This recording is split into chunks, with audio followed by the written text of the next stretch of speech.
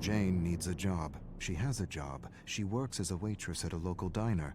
She needs another kind of job, a role, a part, something.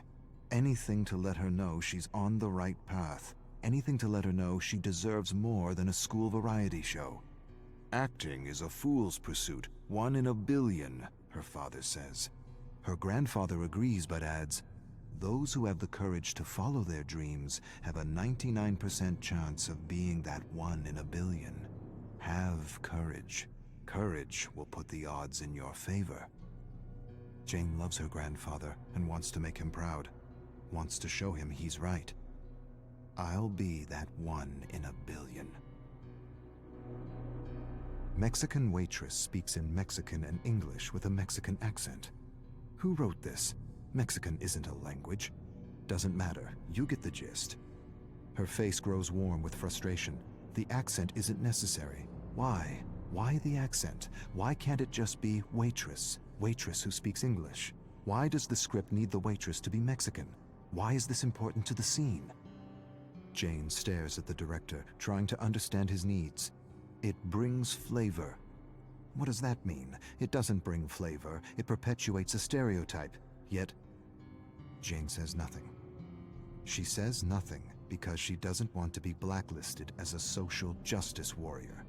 Doesn't want to be called a complaining minority.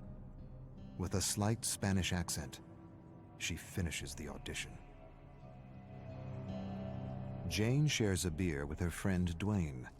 Dwayne tells her how a creative executive hired him to be the co-writer of his terrible script, to be the spokesperson of his terrible idea, to validate his insensitive cultural appropriation of an African-American story.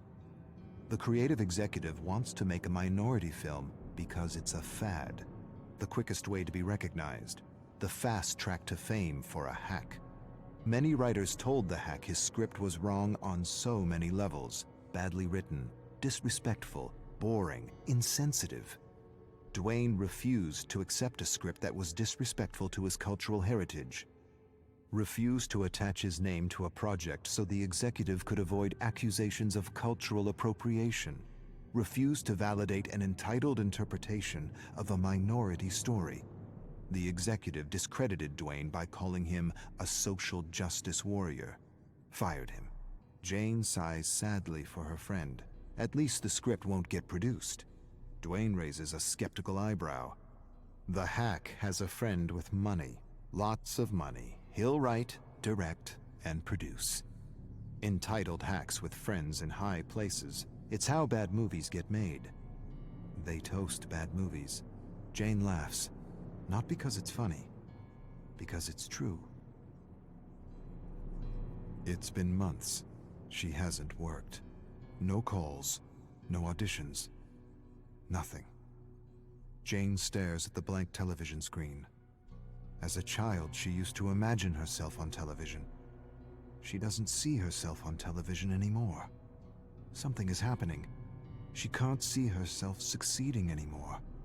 She wishes for her shot, her 1 shot, her 1 in a billion shot, but scripts for her are few and far between, nothing beyond the stereotype. Her agent shouldn't care. He should put her forward for all the female roles in her age range. She can play any female role, lead or support, and yet she only gets auditions for the spicy Latina, or the funny immigrant, or the waitress with the accent, never just woman, American. That's all she wants. She stares at the snowy television, tries to visualize herself as the star of a show, but can't. The phone rings. Her agent, an audition, a major part in a play, and it pays well.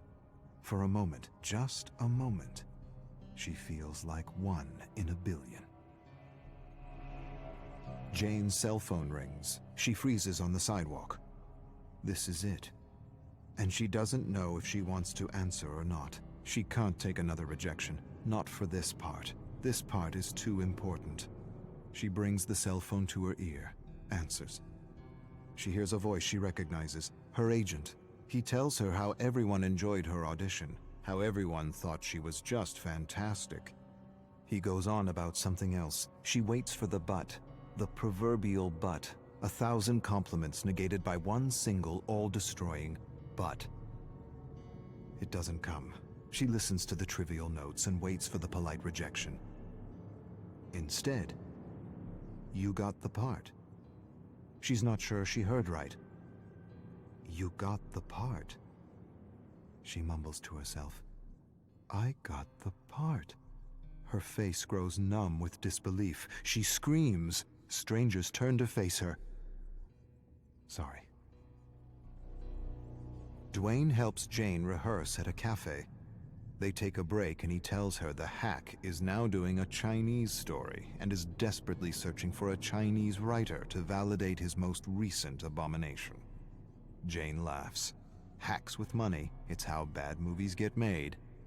She tells Dwayne things are going well with the play. She doesn't have to do an accent, doesn't have to wear a miniskirt or perpetuate a ridiculous stereotype, doesn't have to do all the stupidities she had to do in the past. This is a real gig, a meaningful gig, a gig she can share with her family. She knocks on the table. Dwayne laughs and says it isn't wood. She shrugs. He says he's happy for her and hands her a cutout from a magazine. Open audition for Quick Talk. He says he put in a good word for her. She'd make a perfect host. She thanks him, but the play takes all her time. Too bad. You're the most real person I know, and that's what the show needs. Authenticity. Last rehearsal before opening night, and she's nailed her role despite some last-minute changes to the script. She feels the adrenaline and a great sense of flow unlike anything she's ever experienced before. The director claps after the last line is delivered. He approaches her, tells her he's amazed, impressed, inspired. But he feels her character would work better with an accent. A what? The request undermines her, shatters her. Why? I don't understand. For giggles. It would be fun. The character doesn't need an accent. The character is fine without an accent. But it would add comic relief. Comic relief! That's what she is to this director, to the producers, to this industry. Comic relief. She stares at him, waits for him to burst out laughing, waits for him to say he's joking, waits for an apology that never comes.